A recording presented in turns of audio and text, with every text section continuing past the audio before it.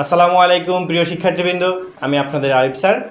আজকে আমরা আইসিটির চতুর্থ অধ্যায়ের HTML লিস্ট সম্পর্কে জানব। দেখো, আমি এখানে একটি ছক নিয়েছি HTML লিস্টের, এগুলো আমরা জানবো। তার আগে আমরা HTML এ লিস্টের কাজ কি সেটা সম্পর্কে একটু জানি। দেখো, অনেক সময় কিন্তু আমাদের ওয়েব পেজে তথ্যগুলোকে বা ডেটাগুলোকে আমাদের লিস্ট আকারে, তালিকা আকারে সাজানোর প্রয়োজন হয়, তাই না? তো এই কাজটা করার জন্য আমরা HTML এ লিস্ট ব্যবহার করি এবং তিনভাবে আমরা লিস্ট ব্যবহার করে থাকি। দেখো, এখানে লেখা আছে লিস্টকে তিন ভাগে ভাগ করা হয়েছে। একটা হচ্ছে অর্ডার লিস্ট, একটা আনঅর্ডার লিস্ট, একটা ডেফিনেশন লিস্ট। দেখো, অর্ডার লিস্ট বলতে বোঝাচ্ছে কাকে? অর্ডার লিস্ট বলতে বোঝাচ্ছে আমরা একটা সিকোয়েন্স মানবে। ধরো, মাত্র 310 টাকায় যারা এখনো আমাদের এইচএসসি 27 টার্গেটে প্লাস কোর্সে যুক্ত হওনি, খুবই দ্রুত করো, কারণ আমাদের কোর্সে যুক্ত হলেই পেয়ে যাচ্ছ সকল সাবজেক্টের সাজেশন সকল গ্রুপের পিডিএফ আকারে, বিগত বছরগুলোর বোর্ড এমসিকিউ উত্তর সহ পিডিএফ আকারে, প্রত্যেকটা সাবজেক্টের প্রত্যেকটা চ্যাপ্টারের চ্যাপ্টার ওয়াইজ অ্যানালাইসিস করা জ্ঞানমূলক অনুধাবনমূলক প্রশ্ন উত্তরের পিডিএফ, অভিজ্ঞ শিক্ষক দ্বারা তৈরিকৃত আইসিটি সাবজেক্টের দুর্দান্ত সব রেকর্ডেড ক্লাস, গ্রামার অংশে শর্টকাট টেকনিক ও দুর্দান্ত সব রেকর্ডেড ক্লাস, লিখিত অংশে শর্টকাট টেকনিক, পড়াশোনার রুটিন, এ প্লাস গাইডলাইন এবং এইচএসসি 27 পরীক্ষা পর্যন্ত ফুল সাপোর্ট থাকছে আমাদের এই 310 টাকার কোর্সে। আমাদের কোর্সে যুক্ত হতে 310 টাকা কোর্স ফি পাঠিয়ে ভিডিওতে দেওয়া নম্বরে হোয়াটসঅ্যাপে যোগাযোগ করো, সাথে সাথে তোমাকে ফেসবুক প্রাইভেট গ্রুপে যুক্ত করে নিব। তখন থেকে শুরু হবে তোমার এ প্লাস প্রস্তুতি। যদি আমরা 1-2 আকারে প্রকাশ করতে চাই, অর্ডার লিস্টের মধ্যে থাকছে কি কি? দেখো, অর্ডার লিস্টের মধ্যে আমাদের থাকবে 1, 2, 3 এইভাবে নাম্বার সিস্টেম। তারপরে থাকবে রোমান সংখ্যার 1, রোমান সংখ্যার 2, রোমান সংখ্যার 3 এইভাবে রোমান সংখ্যায় থাকবে। এইভাবে আবার আমাদের থাকতে পারে এইভাবে এ, ছোট হাতের এ, বি, ছোট হাতের বি, এইভাবে একসঙ্গে দিয়ে দিলাম। তাহলে দেখো, আমাদের অর্ডার লিস্ট কি কি হতে পারে? নাম্বার সিস্টেম হতে পারে, সেটা হতে পারে আমাদের 1, 2, 3, হতে পারে আমাদের রোমান সংখ্যার 1, 2, 3, এবং আমাদের হতে পারে আপার কেস লোয়ার কেসের যে আমাদের অ্যালফাবেটগুলো আছে ABCD, সেগুলোও হতে পারে অর্ডার লিস্ট। এখন আমরা আসি আনঅর্ডার লিস্ট। আনঅর্ডার লিস্ট বলতে বোঝাচ্ছে এটা আমাদের লিস্ট আইটেম, কিন্তু এখানে কোনো সিকোয়েন্স মানবে না, মানে ABCD 1, 2, 3 এইগুলো মানবে না। আনঅর্ডার লিস্টের মধ্যে 1 নম্বরে থাকবে স্কোয়ার। স্কোয়ার মানে শেপ আকারে থাকবে, এই যে স্কোয়ার শেপ। তারপরে দ্বিতীয় নাম্বারে থাকবে সার্কেল। সার্কেল সার্কেল মানে তো আমরা জানি বৃত্ত। আরেকটি থাকবে ডিস্ক। ডিস্ক আকারে থাকবে। ডিস্কটা হবে কিভাবে? এইভাবে বৃত্তটা ভরাট হয়ে যাবে। সার্কেলের মতোই কিন্তু বৃত্ত ভরাট থাকবে। তাহলে দেখো, আমরা কিন্তু অর্ডার লিস্ট এবং আনঅর্ডার লিস্ট দেখেছি। এখন আসি ডেফিনেশন লিস্ট। ডেফিনেশন লিস্ট কিভাবে থাকবে? ডেফিনেশন লিস্টটা থাকবে আমাদের, মনে করো মিল্ক, মিল্ক, এইখানে থাকবে মিল্কের ডেফিনেশন, মানে একটা হেডিং থাকবে, হেডিংয়ের ডেফিনেশন থাকবে তারপরে, মানে ডেফিনেশন লিস্টটা আর কি আমাদের ডেফিনেশন দিবে। একটা আমরা জিনিস লিখবো, সেটার ডেফিনেশনটা আমরা দিয়ে দেবো, সেটা সংজ্ঞাটা আমরা লিখে দিব, ঠিক আছে? সেটা কি সেইটা সম্পর্কে জানাবো। তো এখন দেখো, লিস্ট যে 3 প্রকার সেটা কিন্তু আমরা এখানে দেখলাম, order list, unorder list, definition list. Order লিস্টের মধ্যে কি কি আছে সেগুলো আমরা দেখলাম, আনঅর্ডার লিস্টের মধ্যে কি কি আছে সেটা দেখলাম, ডেফিনেশন লিস্টটা কিভাবে কাজ করবে সেটা আমরা দেখলাম। ডেফিনেশন লিস্টের কোনো ক্লাসিফিকেশন নেই, ঠিক আছে? এখন আমরা দেখবো HTML কোডের মধ্যে লিস্ট নামক যে আমরা ট্যাগ ব্যবহার করব, লিস্ট ট্যাগে আমরা কিভাবে ব্যবহার করব এবং ওয়েব পেজে লিস্ট আনতে কি কি আমাদের ট্যাগ বা অ্যাট্রিবিউট ব্যবহার করতে হবে সেগুলো আমরা এখন একটু দেখব। দেখো, আমরা যখন HTML এর লিস্ট ব্যবহার করব, সেখানে আমাদের লিস্টের এই যে ক্লাসিফিকেশন, কিন্তু মানে লিস্ট সেটা কোনটা হবে, অর্ডার লিস্ট, আনঅর্ডার লিস্ট নাকি ডেফিনেশন লিস্ট, সেটা কিন্তু আমাদেরকে দেখাইতে হবে। তো দেখো, HTML আমাদের বেসিক স্ট্রাকচার তো লিখতে হবে। তারপরে লিস্ট যদি আমাদের অর্ডার লিস্ট হয় তাহলে OL দিয়ে স্টার্ট হবে, এবং এগুলো সবই কন্টেইনার ট্যাগ। OL আমাদের শেষ হবে, স্টার্টিং হবে এবং এন্ডিং আছে। তারপরে যদি আনঅর্ডার লিস্ট হয় তাহলে UL ট্যাগ শুরু হবে, UL দিয়ে শুরু হবে এবং UL ট্যাগ এই যে ক্লোজ হবে। ডেফিনেশন লিস্ট সম্পর্কে একটু আমরা পরে জানছি, আগে আমরা অর্ডার লিস্ট এবং আনঅর্ডার লিস্টের বিষয়টা আগে জানি। দেখো, তাহলে আমরা কিন্তু এখানে দেখাই দিলাম যেটা order list, order list OL দিয়ে শুরু হয়েছে, OL দিয়ে শেষ হয়েছে। আনঅর্ডার লিস্ট মানে UL, ইউতে আনঅর্ডার, এলতে লিস্ট, আনঅর্ডার লিস্ট, ঠিক আছে? আর ওতে অর্ডার, এলতে লিস্ট, অর্ডার লিস্ট। তাহলে অর্ডার লিস্ট এবং আনঅর্ডার লিস্ট দুইটি কিন্তু এইভাবে শুরু করবে। এখন আমরা দেখব অর্ডার লিস্টের মধ্যে আমরা যখন লিস্ট আইটেম, মানে এটা আমরা জাস্ট ডেফিনেশন দিলাম যে আমাদের যে লিস্টটা হবে সেটা হবে অর্ডার লিস্ট। অর্ডার লিস্টের মধ্যে কিন্তু আমরা টাইপ দেখেছিলাম 1 2 রোমান সংখ্যা এবং আমরা ABCD ছোট হাতের বড় হাতের এটা দেখেছিলাম। তো এখন আমি এখানে অর্ডার লিস্ট কিভাবে HTML কোডে অ্যাড করতে হবে সেটা আমরা প্রথমে দেখব, তারপরে আনঅর্ডার লিস্টেরটা দেখব, তারপরে ডেফিনেশন লিস্টেরটা দেখব। তো চলো আমরা অর্ডার লিস্টের ক্ষেত্রে মানে HTML কোড কিভাবে কাজ করবে সেটা আমরা এখন দেখব। দেখো এখানে অর্ডার লিস্ট শুরু হবে কি দিয়ে? OL দিয়ে। অর্ডার লিস্ট হয়ে গেল। এখন অর্ডার লিস্ট অলওয়েজ অলওয়েজ 1 2 3 এইটা আকারে চলে। মানে বাই ডিফল্ট যদি তুমি এখানে কোনো টাইপ না দাও, টাইপ অ্যাট্রিবিউট না দাও, তাহলে অর্ডার লিস্ট 1 2 3 আকারে চলবে। তো আমাদের যদি অর্ডার লিস্টটা যদি 1 2 3 আকারে দেওয়া থাকে তাহলে আমাদের সেখানে টাইপ দেওয়ার কোনো প্রয়োজন হচ্ছে না। তারপরেও আমি টাইপ দিয়েই তোমাদেরকে শেখাবো। অর্ডার লিস্ট টাইপ অ্যাট্রিবিউট দিয়ে দিব, টাইপের মধ্যে আমরা ডাবল কোটেশনের মধ্যে যদি আমরা রোমান সংখ্যার আই দিই তাহলে সেটা হয়ে যাবে রোমান সংখ্যার আই এর অর্ডার লিস্ট। এখানে যদি আমরা বড় হাতের এ দিই বড় হাতের এ হয়ে যাবে, ছোট হাতের এ দিলে ছোট হাতের এ, আবার যদি আমরা 1 দিই তাহলে সেটা 1 2 3 আকারে চলে আসবে। ঠিক আছে, তো এখানে আমরা টাইপটা দেখাই দিলাম, তাহলে অর্ডার লিস্ট আমাদের শুরু হয়ে গেল। তারপরে কি করতে হবে, আমাদের যে আইটেমটা আমরা অর্ডার লিস্টে বসাবো সেটা কিন্তু আমরা ধরো এই যে এইভাবে চলে আসছে 1 বা আমরা যেহেতু আই দিয়েছি আই চলে আসছে। এখন আইতে আমাদের একটা ভ্যালু দিতে হবে না, লিস্ট আইটেম দিতে হবে না। তো লিস্ট আইটেমের জন্য LI ট্যাগ আমরা ব্যবহার করব। L for list, I for item. List আইটেমে মনে করো আমরা ম্যাঙ্গো দিয়ে দিব, দেখো /LI দিয়ে দিলাম, তার মানে এইখানে প্রথমটাতে আমাদের কি হয়ে গেল, ম্যাঙ্গো চলে আসলো। এখন যদি আমরা এখানে লিস্ট আইটেমে আরেকটি দিই, সেখানে যদি দিই অ্যাপেল এবং লিস্ট আইটেমটাকে যদি ক্লোজ করি তাহলে দ্বিতীয় নাম্বারে চলে আসবে অ্যাপল। ঠিক আছে, অ্যাপেল। এখন আমরা এই যে আমাদের অর্ডার লিস্ট শুরু করেছি এটাকে অর্ডার লিস্টটাকে আমরা ক্লোজ করে দিলাম, তার মানে এখানে আমাদের অর্ডার লিস্টের কাজ শেষ হয়ে গেল। তার মানে দেখো আমরা এখানে কি করলাম, অর্ডার লিস্ট শুরু করলাম, সেখানে টাইপ দিলাম, সেটা কি টাইপের হবে, রোমান সংখ্যার আই টাইপের, মানে টাইপ অ্যাট্রিবিউট ব্যবহার করেছি। এখন আমরা লিস্ট আইটেম যোগ করব। লিস্ট আইটেমে কি করেছি, প্রথমে ম্যাঙ্গো দিয়েছি, লিস্ট আইটেম শেষ, প্রথম লিস্ট আইটেম শেষ। তারপরে দ্বিতীয় নাম্বার লিস্ট আইটেমে দিয়েছি অ্যাপেল, লিস্ট আইটেম শেষ করেছি। তারপরে অর্ডার লিস্ট ছিল, অর্ডার লিস্টটা ক্লোজ করে দিয়েছি, সেখানে আমাদের এই যে অর্ডার লিস্ট শেষ হয়ে গেছে, এখানে শেষ। HTML বেসিক স্ট্রাকচারের মধ্যে বডি ট্যাগের মধ্যে যদি আমরা এইটা লিখি তাহলে কিন্তু আমরা এই ধরনের আউটপুট পেয়ে যাব। এখন আমরা দেখব আনঅর্ডার লিস্টে কিভাবে কাজ করে। দেখো আনঅর্ডার লিস্ট বাই ডিফল্ট আকারে এরকম ডিস্ক আকারে থাকে, ঠিক আছে, আর অর্ডার লিস্ট বাই ডিফল্ট আকারে 1 2 3 আকারে থাকে। তাহলে এটা আমাদের জানা হয়ে গেল। এখন আনঅর্ডার লিস্টে আমরা কি করব, UL দিয়ে শুরু করব, আনঅর্ডার লিস্ট। এখানে আমরা টাইপ দিয়ে দিব, টাইপ অ্যাট্রিবিউট দিয়ে দিব। এখানে যদি আমরা ডিস্ক লিখতে চাই তাহলে ডিস্ক তো বাই ডিফল্ট থাকছেই। আমরা যদি এখানে স্কোয়ার দিতে চাই, স্কোয়ার দিয়ে দিই, তাহলে এটা আমাদের শেপ চলে আসবে, এই যে এইভাবে স্কোয়ার শেপ চলে আসবে। এখন আমাদের লিস্টটা কোন টাইপের সেটা আমাদের দেওয়া হয়ে গেল, যেটা আনঅর্ডার লিস্ট হবে, এবং তার লিস্টের সেই আনঅর্ডার লিস্টটা কোন টাইপের হবে, স্কোয়ার টাইপের হবে, সেটা আমরা দিয়ে দিয়েছি। এখন এখানে আমরা লিস্ট আইটেম যোগ করব। এখানে মনে করো আমরা অ্যাপেল দিয়ে দিব, লিস্ট আইটেম আমরা ক্লোজ করলাম, তাহলে এখানে আমাদের অ্যাপেল হয়ে চলে আসলো, অ্যাপেল চলে আসলো। তারপরে যদি আমরা লিস্ট আইটেম যদি ম্যাঙ্গো দিই, লিস্ট আইটেম ক্লোজ করলাম, এখানে আমরা একবারে আনঅর্ডার লিস্টটাকেও ক্লোজ করে দিলাম, তাহলে এখানেও আমাদের স্কোয়ার শেপের মধ্যে ম্যাঙ্গো চলে আসবে। ঠিক আছে, তাহলে দেখো আমাদের এইখানে অর্ডার লিস্ট এবং আনঅর্ডার লিস্টে যা করেছি সেম করেছি, জাস্ট আমাদের এই যে লিস্টের টাইপটাকে জাস্ট চেঞ্জ করতে হয়েছে। এখানে অর্ডার লিস্টের OL দিয়েছি, এখানে আনঅর্ডার লিস্টের জন্য UL দিয়েছি। এখানে টাইপ দিয়েছি, অর্ডার লিস্টে যে 4টি টাইপ আছে সেই 4টি টাইপের তোমার যেটা পরীক্ষার খাতায় চাইবে সেটা টাইপ দিয়ে দিবে তুমি। আর আনঅর্ডার লিস্টের ক্ষেত্রে টাইপ তোমার যেটা চাবে, স্কোয়ার শেপ চাবে, অথবা সার্কেল যেতে পারে, অথবা ডিস্ক টাইপ যেতে পারে, সেই টাইপটা দিয়ে দেবে। বাদ বাকি সবই কিন্তু সেম। লিস্ট আইটেম যোগ করতে হবে, লিস্ট আইটেম যোগ করা কিন্তু সবগুলোই সেম। এখন আসি আমি ডেফিনেশন লিস্টে। দেখো ডেফিনেশন লিস্টটা ট্যাগটা আমাদের মানে এটার শুরু হবে DL দ্বারা। ডেফিনেশন লিস্ট যেমন অর্ডার লিস্ট OL দিয়ে শুরু হয়েছে, আনঅর্ডার লিস্ট UL দিয়ে শুরু হয়েছে, ডেফিনেশন লিস্ট শুরু হবে DL দিয়ে। তারপরে ডেফিনেশন লিস্টের পরে আমাদের টি দিতে হবে।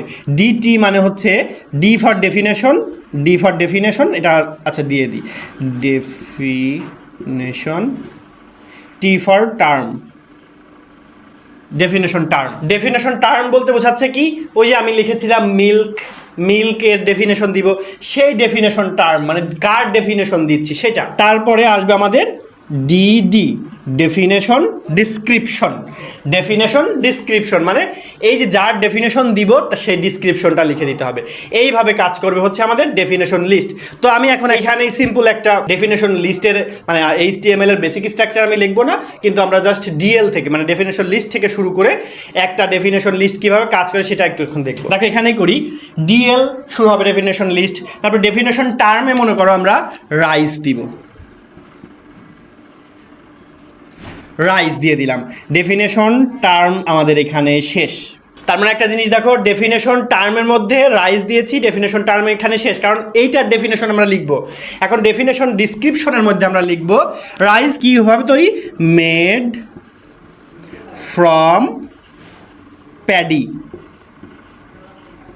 মানে ধান থেকে শুরু, এখানে ডিডি /ডিডি দিয়ে দিলাম, মানে ডেফিনেশন ডিসক্রিপশন ক্লোজ করলাম, মানে মেড ফ্রম প্যাডি মানে ধান থেকে চাল উৎপন্ন হয়। তাহলে এইটা এখন কি করব, ডেফিনেশন লিস্টটাকে এইখানে আমরা এখন ক্লোজ করে দিব। তাহলে এইটার আউটপুট আমরা কিভাবে পাবো, এইটার আউটপুট পাবো এইভাবে, দেখো রাইস এখানে লেখা থাকবে, আর এইখানে রাইসের নিচে লেখা থাকবে মেড ফ্রম প্যাডি। তার মানে দেখো রাইসটা আমাদের যে ডেফিনেশন টার্ম, যার ডেফিনেশন আমরা লিখবো রাইস, তারপরে এইভাবে রাইসের একদম ঠিক বরাবর নিচে মানে রাইস লেখা যেখানে শেষ হয়েছে তার ঠিক বরাবর নিচ থেকে শুরু হবে মেড ফ্রম প্যাডি। ঠিক আছে, তাহলে দেখো এটা হচ্ছে ডেফিনেশন লিস্ট, এইভাবে ডেফিনেশন লিস্ট কাজ করে। তার মানে আমরা কিন্তু ইতিমধ্যে কিন্তু শিখে ফেলেছি HTML এ লিস্ট কেন ব্যবহার করা হয়, লিস্টের প্রকারভেদ, 3 প্রকার লিস্ট, সেটা হচ্ছে order list, unorder list, definition list. Order লিস্টের ক্লাসিফিকেশন দেখেছি, আনঅর্ডার লিস্টের ক্লাসিফিকেশন দেখেছি, এবং ডেফিনেশন লিস্টের কোনো ক্লাসিফিকেশন নেই। তারপরে অর্ডার লিস্ট কিভাবে কাজ করে, অর্ডার লিস্টের টাইপ কি কি আছে সেগুলো আমরা দেখেছি, আনঅর্ডার লিস্ট কিভাবে কাজ করে, আনঅর্ডার লিস্টের টাইপ কি কি আছে সেগুলো আমরা দেখেছি, ডেফিনেশন লিস্ট কিভাবে কাজ করে সেটাও কিন্তু আমরা দেখলাম। তো এই হচ্ছে আমাদের HTML লিস্ট। ঠিক আছে, এখন আমরা অর্ডার লিস্ট, আনঅর্ডার লিস্ট এবং ডেফিনেশন লিস্টের কিছু এক্সাম্পল দেখব এবং তাদের কোডগুলো কিভাবে কাজ করে সেগুলো এখন আমরা দেখব। দেখো আমি এখানে একটি আউটপুট নিয়েছি, সেখানে লেখা আছে order list with start attribute, সেখানে 10 থেকে শুরু হয়েছে, 10-এ ভ্যালু আছে অ্যাপেল, 11-এ ব্যানানা, 12 আছে ম্যাঙ্গো। তো এই ধরনের আউটপুট পেতে হলে আমাদের কিভাবে HTML কোড লিখতে হবে সেটা আমরা এখন দেখব। চলো এখন আমরা শুরু করি। প্রথমে আমরা HTML এর বেসিক স্ট্রাকচার সেটা লিখে নিব। HTML, আমাদের এখানে টাইটেলের কোনো প্রয়োজন হচ্ছে না, তার মানে হেড ট্যাগ আমাদের নেওয়ার প্রয়োজন নেই, একবার আমরা বডি ট্যাগ থেকে শুরু করব।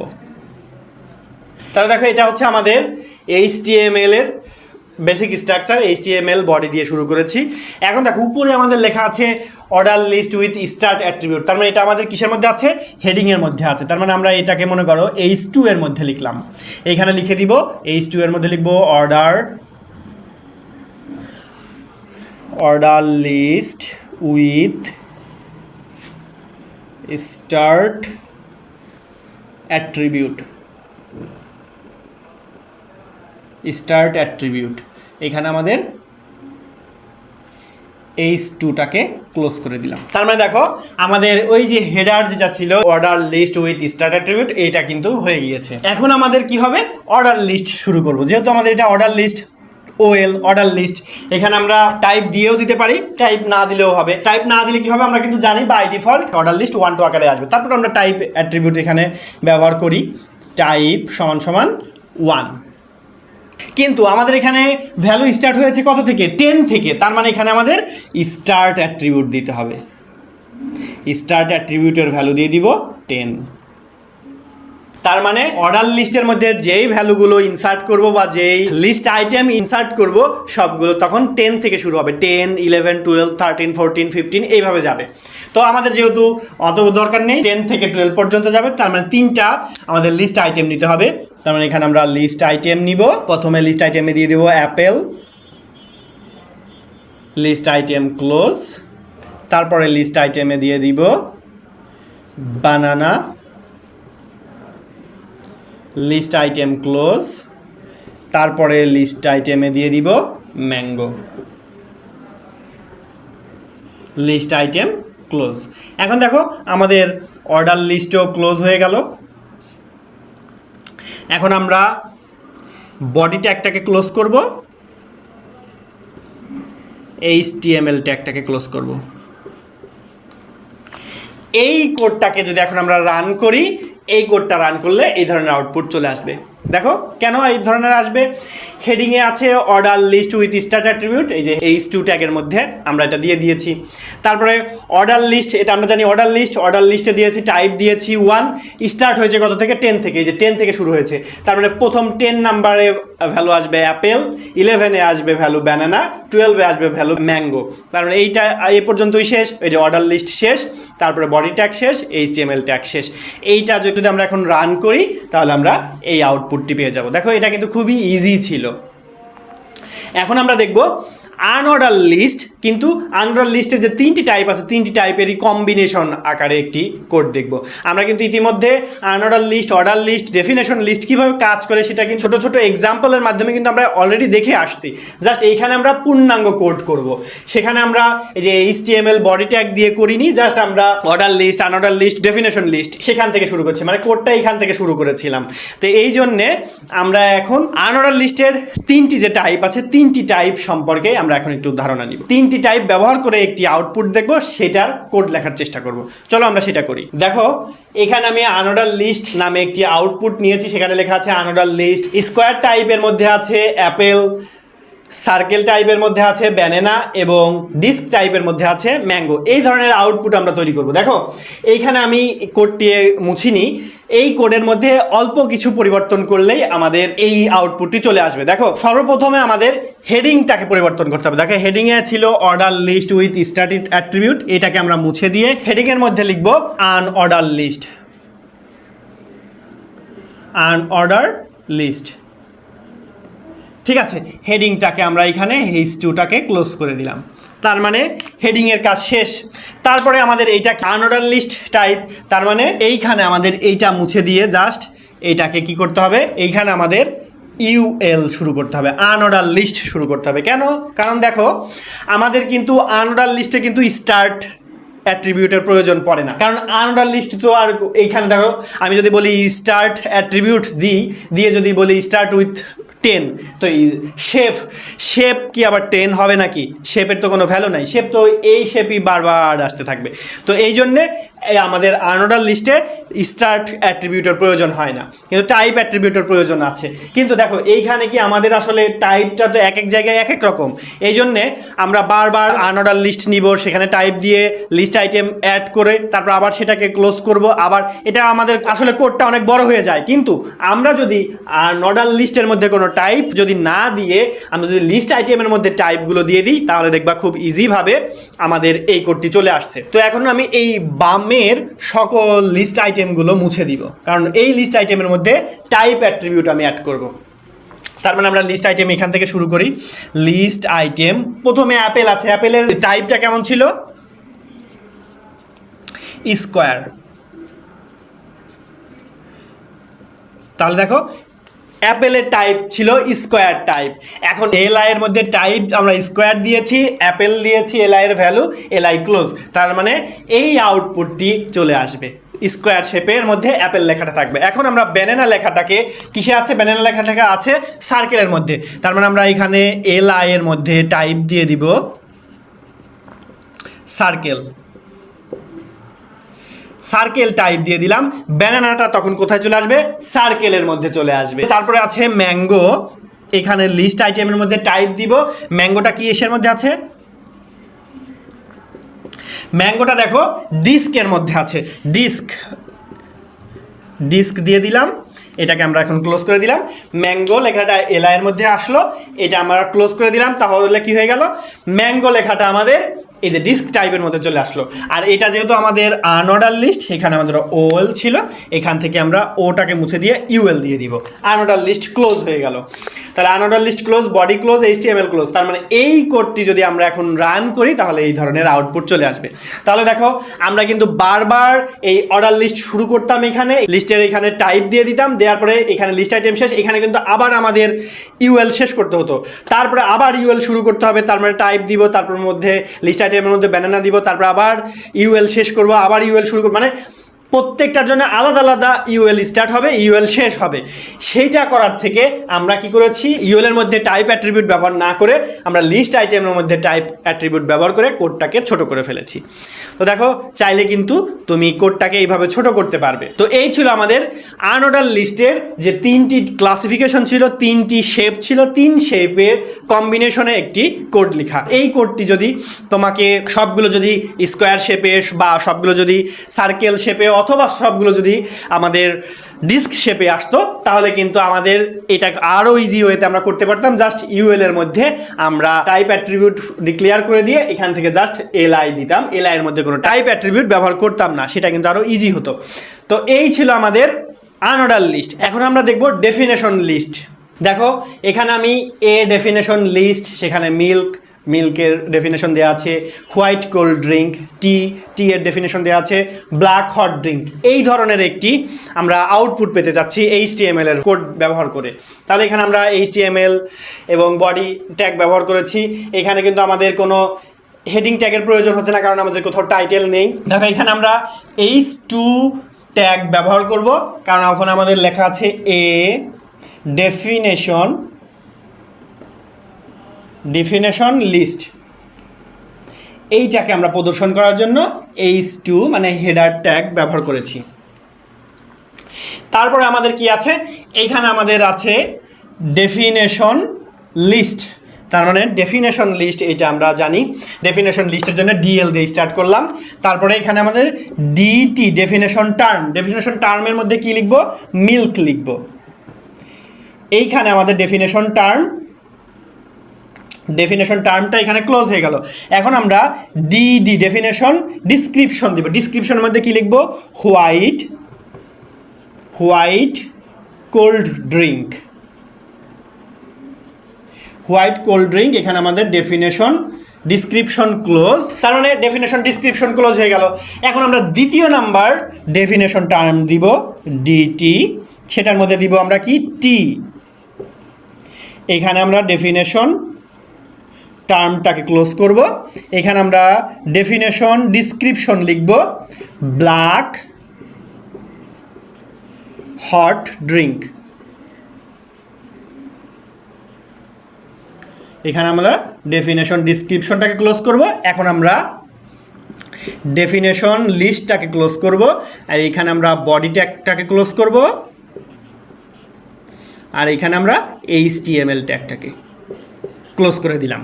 তাহলে দেখো এই ধরনের আউটপুট যদি তুমি পেতে চাও তাহলে তোমাকে এইভাবে এইচটিএমএল কোড লিখলে তুমি এই আউটপুটটি পেয়ে যাবে। দেখো ডেফিনেশন টার্মের মধ্যে মিল্ক আছে, এই যে মিল্কের মতো আলাদা থাকবে। তারপর ডেফিনেশন ডিসক্রিপশনের মধ্যে হোয়াইট কোল্ড ড্রিঙ্ক আছে, এই হোয়াইট কোল্ড ড্রিঙ্কটা কিন্তু মিল্কের ঠিক একদম নিচ থেকে পরের লাইন থেকে শুরু হবে, ঠিক আছে। তারপরে ডেফিনেশন টার্মের মধ্যে আছে টি, এই যে টি থাকবে উপরে। তারপর ডেফিনেশন ডিসক্রিপশনের মধ্যে থাকবে ব্ল্যাক হট ড্রিঙ্ক, এই যে ব্ল্যাক হট ড্রিঙ্কটা টি এর নিচে থেকে শুরু হবে, ঠিক আছে। তারপরে লাস্টে গিয়ে আমাদের ডেফিনেশন লিস্টটাকে ক্লোজ করেছি। ডেফিনেশন লিস্ট যেখানে শুরু হয়েছে একদম লাস্টে গিয়ে ডেফিনেশন লিস্টটাকে ক্লোজ করতে হবে। তারপরে body tag close, HTML tag close. তাহলে দেখো আমরা কিন্তু খুব সহজেই কিন্তু একটা ডেফিনেশন লিস্ট কিভাবে করতে হয় সেই কোডটা কিন্তু আমরা দেখলাম। এখানে দেখো ডেফিনেশন লিস্টের এখানে মিল্কের পরিবর্তে যে কোনো কিছু থাকতে পারে, বা হোয়াইট কোল্ড ড্রিঙ্কের পরিবর্তে যে কোনো কিছু থাকতে পারে। তার মানে তুমি এখানে ভয় পাওয়ার কোনো কিছু নেই, সেম প্রসেসে করবা। ডিএল মানে ডেফিনেশন লিস্ট শুরু করবা, তারপর ডেফিনেশন টার্মের মধ্যে যেটার সংজ্ঞা লিখবা সেটা লিখতে হবে, তারপর ডেফিনেশন ডিসক্রিপশনের মধ্যে সংজ্ঞাটা লিখে দিবা। তারপরে কি করবা, সেখানে ডেফিনেশন লিস্ট আর ক্লোজ করবো না, পরে যদি আরও থাকে সেগুলো লিখবো, লিখার পরে লাস্টে গিয়ে আমরা ডেফিনেশন লিস্টটাকে ক্লোজ করব। তো প্রিয় শিক্ষার্থীবৃন্দ, আমি তোমাদেরকে বলেছিলাম আমরা লিস্টের কিছু কোড দেখব। তার মধ্যে ছিল অর্ডার লিস্ট, আনঅর্ডার লিস্ট, এই যে ডেফিনেশন লিস্ট, এটার পূর্ণাঙ্গ কোড কিন্তু আমরা এখানে দেখেছি। তো প্রিয় শিক্ষার্থীবৃন্দ, আজকের ক্লাস আমার এই পর্যন্তই। ভালো থাকবে, সুস্থ থাকবে, আমাদের জন্য দোয়া করবে। আল্লাহ হাফেজ, আসসালামু আলাইকুম।